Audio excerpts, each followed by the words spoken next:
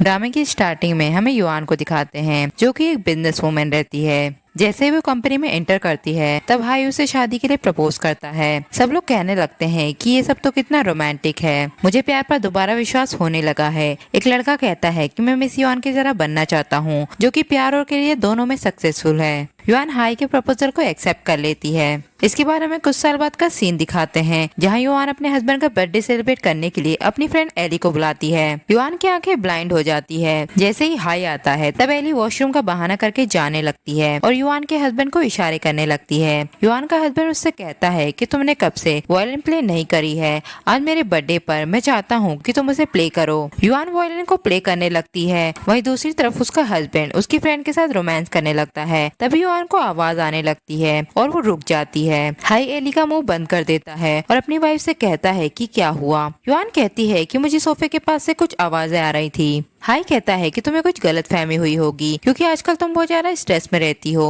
फिर वो कहता है कि अब केक को काटने का टाइम हो गया है। युआन वहाँ से चली जाती है। हाई एली पर गुस्सा करता है और कहता है कि तुमने ये सब जानबूझकर किया है ना। एली कहती है कि तुम इतना क्यों डर रहे हो, वैसे भी सारी कंपनी अब तुम्हारी हो चुकी है, वो एक अंधी लड़की है, फिर तुम उससे इतना क्यों डर रहे हो। हाई कहता है कि अभी सही टाइम नहीं आया है, मैं तुम्हें वार्न करता हूँ कि मेरी मेहनत को बर्बाद मत करना। बर्थडे सेलिब्रेट करने के बाद एली जानबूझकर अपने स्टॉकिंग को सोफे के अंदर छुपा देती है और वहाँ से चली जाती है। जब युआन उस सोफे पर बैठती है तो उसे वो स्टॉकिंग मिलती है। वो अपने हस्बैंड पर गुस्सा करने लगती है और कहती है कि ये क्या है, हमारे घर में इस तरह की चीजें कैसे आ सकती हैं? मैंने 2 सालों से कोई स्टॉकिंग नहीं खरीदी, तो फिर हमारे घर में ये क्या कर रही है। हाई कहता है कि ये तुम्हारा बर्थडे गिफ्ट है जो मैंने तुम्हारे लिए खरीदा है। युआन कहती है कि ऐसा बर्थडे गिफ्ट जो पैक भी नहीं है, झूठ बोलने का कोई और अच्छा बहाना बनाओ, बल्कि सच तो ये है कि ये स्टॉकिंग तुम्हारी मिस्ट्रेस ने छोड़ी है। हाई कहता है कि तुम ये क्या बकवास कर रही हो, ये मैंने न्यूली तुम्हारे लिए खरीदा है, मैंने इसे पैक करवाया था पर पैकेजिंग बारिश की वजह से गीली हो गई थी, इसलिए मैंने उसे हटा दिया। मैं कसम खाता हूँ अगर मैं झूठ कहूंगा तो गॉड मुझे पनिश करेंगे। युआन कहती है कि अगर मैं तुम पर बोझ बन गई हूँ और तुम इस रिश्ते को आगे नहीं बढ़ाना चाहते तो तुम मुझे डिवोर्स दे सकते हो।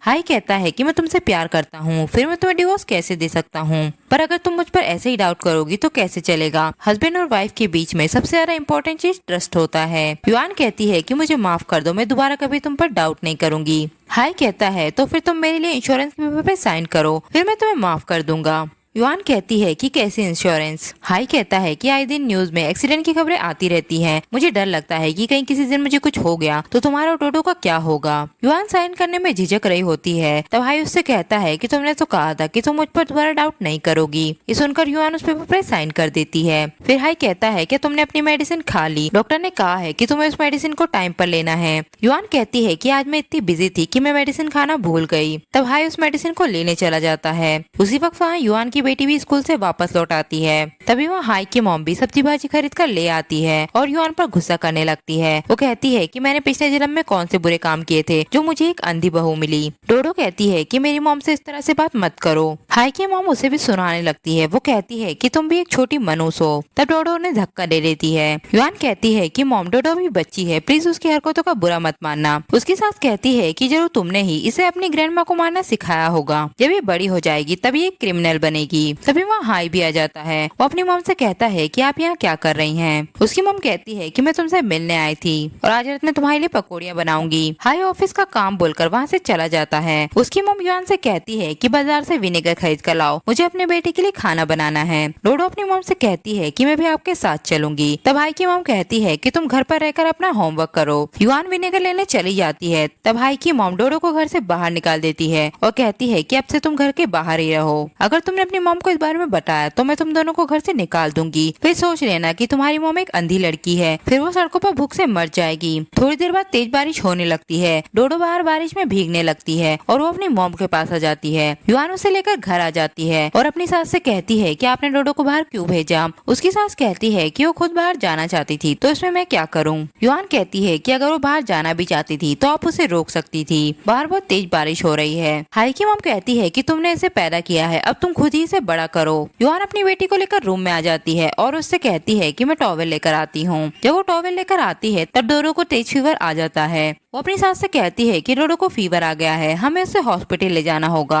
उसकी सास कहती है कि बच्चों को फीवर आना तो आम बात है, 2 कोल्ड स्ट्रिंग पीने के बाद ही ठीक हो जाएगी। युआन हाई को कॉल करने लगती है, पर हाई तो एली के साथ रोमांस करने में बिजी होता है। हाई की मॉम युआन के हाथों से फोन खींच लेती है और कहती है कि उसे परेशान मत करो। युआन कहती है कि मुझे फोन दोबारा दो, मुझे एम्बुलेंस को कॉल करना है। उसके साथ कहती है कि जब हाई बचपन में बीमार होता था तब तो मैं उसे कभी हॉस्पिटल लेकर नहीं गई, फिर तुम इस बात को इतना बड़ा क्यों बना रही हो। युआन कहती है कि हाई और डोडो में अंतर है, डोडो बचपन से ही कमजोर है और वो खुद डोडो को हॉस्पिटल लेकर जाने लगती है, जिससे वो रास्ते में गिर जाती है। तभी ड्रामा के मेन हीरो की एंट्री होती है, जिसका नाम येनशेंग रहता है। वो डोडो और युआन के पास आकर उनकी हेल्प करता है। हॉस्पिटल में डॉक्टर युआन से कहते हैं कि आपने पेशेंट को लाने में बहुत देरी कर दी, बुखार की वजह से उसकी वोकल कॉर्ड को नुकसान पहुंचा है, अब वो बोल नहीं पाएगी।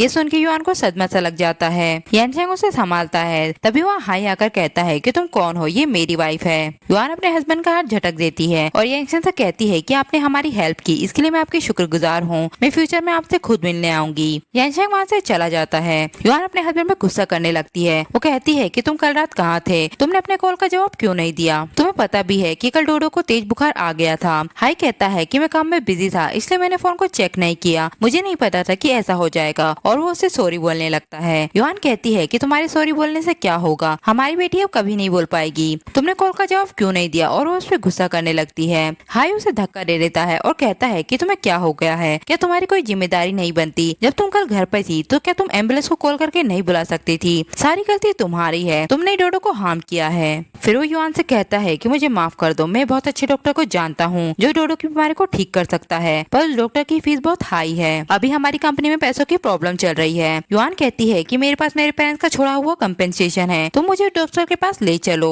हाई उसे डॉक्टर के पास ले जाने लगता है और स्पीड में गाड़ी चलाने लगता है। युआन उससे कहती है कि तुम गाड़ी बहुत ज्यादा स्पीड में चला रहे हो। हाई कहता है कि मैं जल्द से जल्द उस डॉक्टर के पास पहुंचना चाहता हूं ताकि हमारी बेटी की बीमारी ठीक हो जाए। तभी वहाँ एक वैन आकर उनकी कार को टक्कर मार देती है, जिससे उनकी कार का एक्सीडेंट हो जाता है। ये एक्सीडेंट हाई ने ही करवाया होता है युआन के इंश्योरेंस के पैसे को पाने के लिए। फिर वो युआन को हॉस्पिटल ले आता है। डॉक्टर उसे कहते हैं कि हमने अपना बेस्ट ट्राई किया पर हम आपकी वाइफ को नहीं बचा पाए। ये सुनकर हाई खुश हो जाता है। इसके बाद हाई की मॉम कहती है कि अच्छा हुआ ये मर गई, तुम्हें तो बहुत पहले ही इसे डिवोर्स दे देना चाहिए था। हाई कहता है कि अब हमें इसके इंश्योरेंस के 100 मिलियन मिलेंगे, अब आप बुढ़ापे तक एक अच्छी जिंदगी जी पाएंगी, मैं आपके लिए एक अच्छी बहू ढूंढ कर लाऊंगा जो आपको एक अच्छा ग्रैंडसन देगी। तभी वहाँ डोडो भी आ जाती है। हाई की मॉम उससे कहती है कि अब तुम्हारी मदर कभी भी नहीं उठ पाएंगी और वो लोग उसे लेकर चले जाते हैं। फिर हमें दिखाते हैं कि युआन ये सब सपना देख रही होती है। एक्सीडेंट के बाद से उसे दिखाई देने लगता है। वो कहती है कि जो सपना मैंने देखा था वो इतना रियल क्यों लग रहा था। फिर वो डॉक्टर से अपनी आंखों के बारे में पूछती है। डॉक्टर कहते हैं कि हमने आपकी फुल बॉडी का चेकअप किया था, आपकी आंखों में कोई खराबी नहीं है,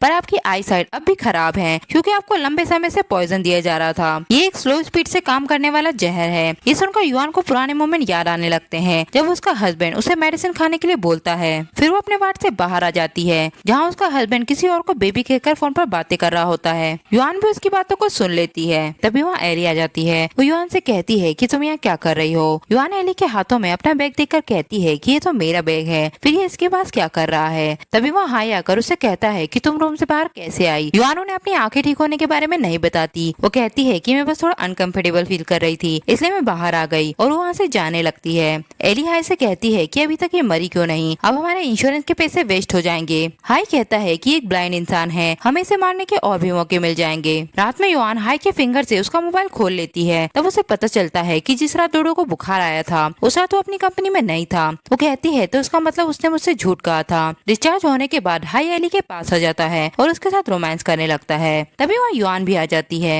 एली डर जाती है। वो कहती है कि दरवाजे के पीछे कोई इंसान है। जब हाई चाकू लेकर जाता है तब वह युआन होती है। वो कहता है कि तुम वापस कब आई। युआन कहती है क्यों, क्या तुम कुछ गलत कर रहे थे। हाई कहता है कि तुम क्या बकवास कर रही हो। युआन कहती है कि जब मैं तुमसे मिली थी तब तुम एक गरीब लड़के थे जिसके पास कुछ भी नहीं था, तुम्हारे पास आज जो कुछ भी है वो सब मेरा ही दिया हुआ है और तुमने मेरी 10 साल पुरानी फ्रेंड के साथ मिलकर मुझे चीट किया। एली आकर युआन को समझाने की कोशिश करती है। तब युआन उसे थप्पड़ मारती है और कहती है कि मैं तुम्हें अपनी बहन की तरह मानती थी। जब तुम्हारी मॉम भाग गई थी तब मैंने ही तुम्हें अपने घर में रहने के लिए जगह दी थी और तुम्हारे खाने कपड़े से लेकर डेली की हर जरूरत को पूरा करती थी। दुनिया के सारे आदमी क्या मर गए थे जो तुमने मेरे हस्बैंड को ही फंसा लिया। फिर वो कहती है कि आज मैं तुम दोनों को ही मार दूंगी और वो चाकू लेकर हाई को मार देती है और पागलों की तरह हंसने लगती है। पर फिर हमें दिखाया जाता है कि युआन तो ये सब सोच रही होती है। हाई युआन से कहता है कि तुम वापस क्यों आई हो हो? युआन कहती है कि मैं तो अपने कपड़े चेंज करने आई थी। फिर वो अपने रूम में आ जाती है और अपनी मैरिज फोटो को तोड़ देती है। वो कहती है कि ये दोनों ने मिलकर मुझे धोखा दिया है, अब इन्हें इसकी कीमत चुकानी होगी।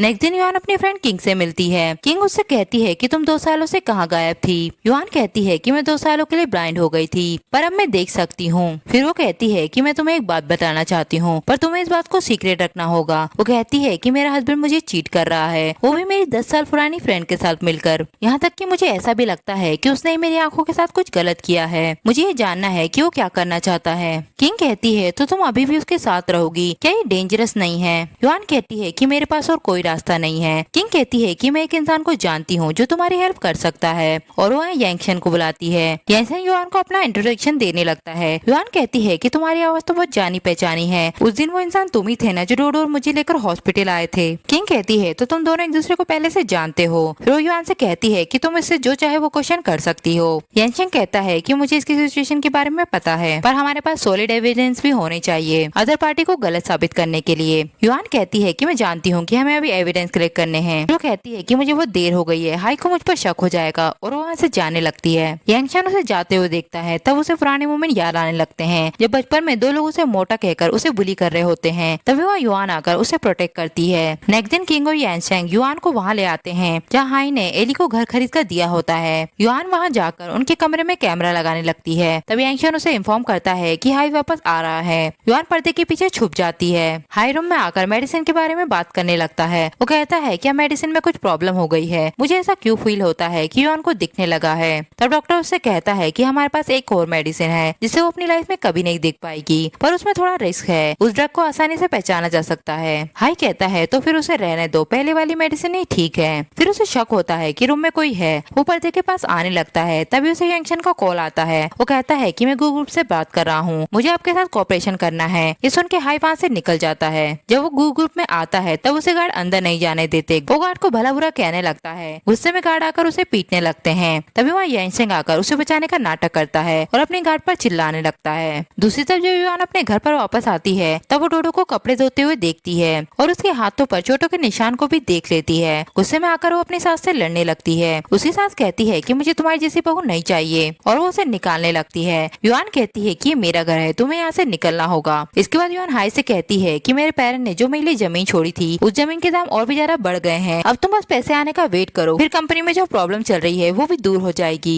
पर तुम्हारी मॉम में कुछ प्रॉब्लम हो गई है, वो चीजों को करना भूल जाती है और गुस्से ही बातें करने लगती है। मैं देख नहीं सकती और डोडो भी अभी छोटी है, मुझे डर लगता है कि कहीं उन्हें कुछ हो न जाए। हाई उससे कहता है कि मेरी मॉम के मैटर को तुम मुझ पर छोड़ दो। खाना बनाते वक्त हाई अपनी मॉम से कहता है कि आप गैस को बंद करना भूल गयी, और फिर वो कहता है कि आप जानती हैं कि ये कितना डेंजरस हो सकता है, इससे आपकी डेथ भी हो सकती है। रचकों में दिखाते हैं कि युआन ने ही गैस को ऑन किया था। प्रेजेंट में हाई अपनी मॉम से कहता है कि मैं कुछ दिनों में आपको नर्सिंग होम छोड़ने जाऊंगा। उसकी मॉम की एक्टिंग शुरू हो जाती है। वो कहती है कि मैंने तुम्हें पाल पोस कर इतना बड़ा किया और तुम बदले में मुझे ये सब दे रहे हो, अब मैं बूढ़ी हो गई हूँ तो मैं तुम पर बोझ बन गई हूँ। हाई उनकी बातों को इग्नोर करके चला जाता है। इसके बाद एक लड़की हाई के पास डिलीवरी बॉक्स को लेकर आती है। हाई उस लड़की का हाथ पकड़ लेता है और कहता है कि अगर तुम मेरे साथ एक नाइट स्पेंड करोगी तो मैं तुम्हें 10,000 दूंगा, और वो उसके करीब आने लगता है। सुबह वो लेडी उसकी फोटो खींच लेती है। किंग वो फोटो लेकर एली के पास आ जाती है। एली कहती है कि आजकल फोटो को एडिट करना बहुत एडवांस हो गया है, तुम मुझे जरा सी फोटो लेकर बेवकूफ नहीं बना सकती, और वहाँ से चली जाती है। इसके बाद हाई मिस यू के साथ कोऑपरेशन करने आता है। तभी कोऑपरेशन के बीच में एली भी वहाँ आ जाती है और वहाँ तमाशा करने लगती है। वो यू से कहती है कि ये मेरा बॉयफ्रेंड है, मैंने तुम्हारी जैसी कई वुमन को देखा है जो अपने गुड लुक से लड़कों को सिड्यूस करती हैं। यू से थप्पड़ मारती है, तब हाई उसे शांत करता है। यू हाई से कहती है कि मैं फ्यूचर में अब कभी भी तुम्हारे साथ कोऑपरेशन नहीं करूंगी, और वहाँ से चली जाती है। हाई एली पर गुस्सा करने लगता है। वो कहता है कि तुम्हें पता भी है कि इस कोऑपरेशन के लिए मैंने कितने एफर्ट लगाए थे और तुमने मेरे सारे एफर्ट बर्बाद कर दिए। एली कहती है कि मुझे माफ कर दो, मुझे ये पता नहीं था कि ये कोऑपरेशन है, मैंने ये सब जानबूझकर नहीं किया। इसके बाद हाई का आदमी युआन का पीछा कर रहा होता है। तभी युआन और यांगशन उसे मिलकर पकड़ लेते हैं। यांगशन उसे पूछताछ करने लगता है। वो कहता है कि मुझे जाने दो वरना मेरा कजन तुम्हें नहीं छोड़ेगा। तभी यांगशन उसे हाई की फोटो दिखाता है। वो कहता है क्या ये तुम्हारा कजन है, पर वो आदमी कुछ नहीं बोलता। फिर यांगशन उसे युआन की फोटो दिखाता है और कहता है कि तुम इस लड़की का पीछा क्यों कर रहे थे। वो आदमी कहता है क्योंकि वो मुझे अच्छी लग रही थी। यांगशन कहता है तो तुम सच नहीं बताओगे, और वो उसे पीटने के लिए बोलता है। तब वो आदमी कहता है कि मैं तो बस ये देखना चाहता था कि वो अंधी है या नहीं। यांगशन कहता है कि कुछ महीने पहले हाई का इवेंट से कार एक्सीडेंट हुआ था, वो इवेंट तुम ही चला रहे थे, मुझे बताओ कि वो कार एक्सीडेंट कैसे हुआ था। वो आदमी कहता है कि हाई ने मुझे ऐसा करने के लिए फोर्स किया था।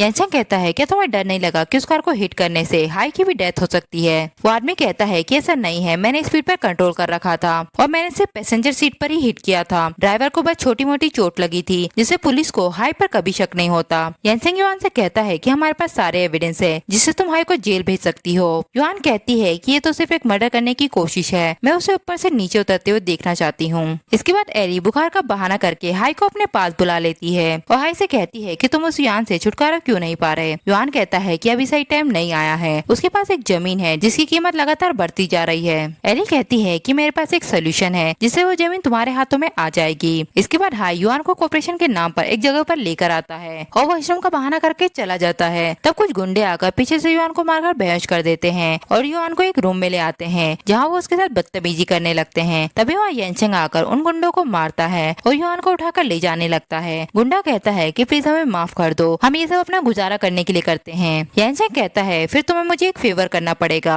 जब हाई उस रूम में आता है तब गुंडे के साथ एली सो रही होती है। हाई उससे कहता है कि वो वुमन कहाँ गई। गुंडा कहता है कि तुम किसकी बात कर रहे हो, यही तो वो लड़की थी ना। मैं आंखों से थोड़ा अंधा हूँ इसलिए मुझे समझ नहीं आ रहा कि ये क्या हो रहा है। फिर वो कहता है कि इसी लड़की ने मुझे ये सब करने के लिए फोर्स किया था और मुझे अपने बेड पर बुलाया था। ये सब सुनकर हाई को गुस्सा आ जाता है। दूसरा वहाँ दिखाते हैं कि युआन पहले से ही एली की बातें सुन लेती है। एली कहती है कि जब हम युआन को किसी और आदमी के साथ बेड पर पकड़ लेंगे तो वो खुद को गिल्टी महसूस करेगी और तुम्हारी हर बात को मान जाएगी और तुम्हें वो जमीन भी दे देगी। दूसरी तरफ हाई एली से कहता है कि तुम यहाँ क्या कर रही हो। एली कहती है कि मैं खुद नहीं जानती कि मैं यहाँ क्या कर रही हूँ, सारा प्लान मैंने बनाया था, मैं खुद को हार्म क्यों करूँगी। तुम्हें नहीं लगता कि आज जो कुछ भी हुआ वो कितना अजीब है। ऐसा लगता है जैसे कोई पहले से ही हमारी बातें जानता है, जरूरी है तुम्हारी वाइफ ही होगी। हाई कहता है कि वो अंधी है, ये सब करना उसके लिए इम्पॉसिबल है। एली कहती है कि अगर वो नहीं है तो और कौन है, प्लीज मेरी बातों का यकीन करो। इसके बाद हाई डोडो को स्कूल से पिकअप करके ले जाता है। युआन डोडो को लेने आती है तब टीचर उससे कहती है कि उसे तो उसके फादर ले जा चुके हैं। युआन डोडो को ढूंढने निकल जाती है। वो कहती है कि अगर मैंने देरी नहीं की होती तो हाई डोडो को नहीं ले जा पाता।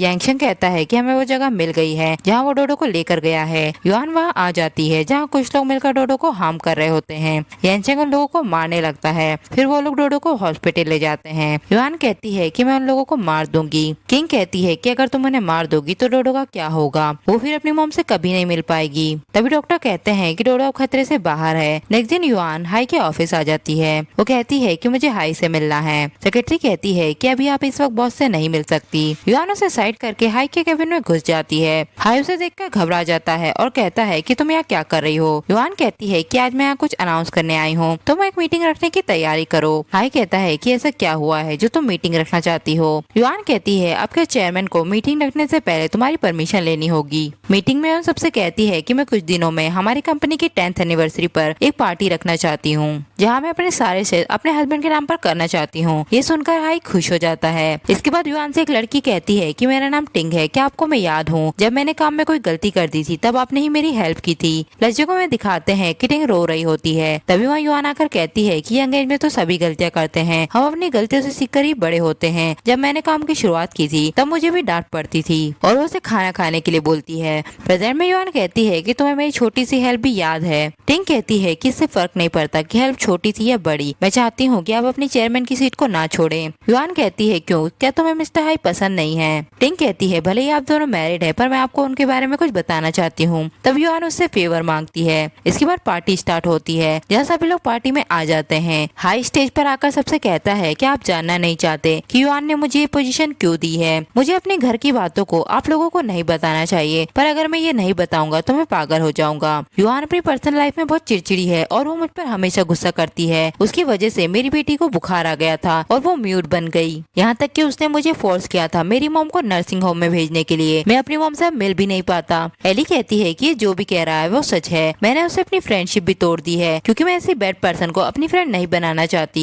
टिंग कहती है कि तुम सब लोग बकवास कर रहे हो, मिस युआन ऐसी नहीं है। तब लोग टिंग को ही भला बुरा कहने लगते हैं और उसे पार्टी से निकालने लगते हैं। तभी वहाँ युआन आ जाती है। हाई उससे कहता है कि तुम्हारी आंखें ठीक कब हुई, तुमने मुझे बताया क्यों नहीं? युआन कहती है कि मैं तुम्हें बताऊं ताकि तुम मेरी पीठ में छुरा घोंप सको। हाई कहता है कि तुम ये सब क्यों कह रही हो? तभी यांगशंग कहता है कि मिस्टर वैंग मैं ज्यादा वेट नहीं कर सकता, हमें मीटिंग को स्टार्ट करना होगा। हाई स्टेज पर जाकर सबसे कहता है कि मैं इतने सालों में कंपनी में अपने कंट्रीब्यूशन को सबको दिखाना चाहता हूँ। तभी वहाँ स्क्रीन पर हाई और एली का वीडियो चलने लगता है जिसे देखकर सब लोग कहने लगते हैं कि मिस्टर मिस्टर हाई अपनी वाइफ पर चीटिंग कर रहे हैं। हाई सबसे कहता है कि ये फेक वीडियो है जिसमें मेरा फेस लगाया गया है और वो युआन को ब्लेम करने लगता है। तभी युआन वहाँ वीडियो को आइडेंटिफाई करने वाले को बुलाती है। वो कहता है कि वीडियो एकदम रियल है, इसमें कोई छेड़छाड़ नहीं की गई है। एली युआन से कहती है कि मैं और हाई एक दूसरे से प्यार करते हैं, मैं चाहती हूँ कि तुम हमारी हेल्प करो। युआन कहती है कि इतना बड़ा जोक तो मैंने अपनी लाइफ में भी कभी नहीं सुना। एली कहती है कि जिस इंसान से हाई प्यार करता है वो मैं हूँ।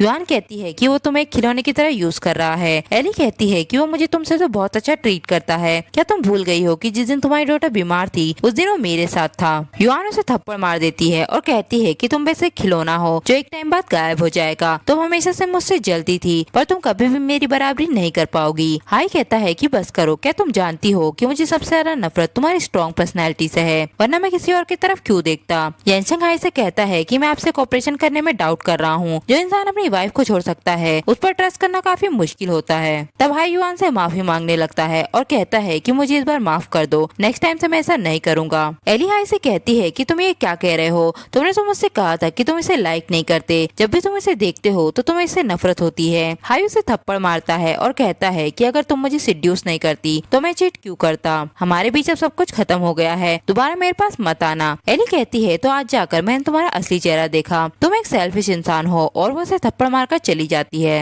युआन सबसे कहती है कि हाई ने मुझे सिर्फ चीट ही नहीं किया है, इसने मुझे मारने की भी कोशिश की है। कुछ महीनों पहले ये मुझसे डॉक्टर का बहाना करके मुझे बाहर ले गया और मेरा एक्सीडेंट करवाया। हाई कहता है कि तुम क्या बकवास कर रही हो, उस दिन मैं भी तुम्हारे साथ कार में था, मैं खुद को क्यों मारूंगा। तभी युआन वहाँ वीडियो चलाती है जिसमें हाई युआन के पैरों पर अटैक करता है। युआन कहती है कि उस दिन मैंने गलती से अपने फोन के रिकॉर्डर के बटन को ऑन कर दिया था और ये वीडियो शूट हो गया था। फिर वो हाई के कजन को बुलाती है। उसका कजन सबसे कहता है कि हाई ने मुझे ये सब करने के लिए फोर्स किया था, उसने कहा था कि अगर मैं उसकी हेल्प नहीं करूंगा तो मेरी मॉम का ट्रीटमेंट रुकवा देगा। हाई कहता है कि ये झूठ बोल रहा है, ये इसके साथ मिलकर मुझे फंसाना चाहता है। युआन कहती है कि अगर ये सब झूठ है तो उस लाइफ इंश्योरेंस का क्या जो तुमने मेरे लिए खरीदी थी, और वो पॉइजन की मेडिसिन जो तुम मुझे दिन रात दिया करते थे। ये सब सुनकर सब लोग कहने लगते हैं कि मिस्टर हाई एक मर्डरर है, इसे तो पुलिस के हवाले कर देना चाहिए। हाई युआन को पकड़ लेता है और उसे गाड़ी में बैठाकर एक जगह ले जाने लगता है। युआन कहती है कि अब तुम मुझे बता सकते हो कि मेरे पेरेंट्स की डेथ कैसे हुई थी। हाई कहता है कि मैंने उन्हें नहीं मारा, मैंने बस उनसे कुछ वर्ड्स कहे थे जिन्हें वो बर्दाश्त नहीं कर पाए। युआन कहती है क्या तुम्हें पता नहीं था कि मेरे पेरेंट्स को हार्ट डिसीज है। हाई कहता है कि मैं जानता था, पर अगर वो मरते नहीं तो मुझे उनकी प्रॉपर्टी कैसे मिलती। और वो युआन को उसके पेरेंट की टॉम के पास ले आता है और उसे मारने की कोशिश करता है, पर येनशेंग वहाँ पुलिस वालों को लेकर आ जाता है।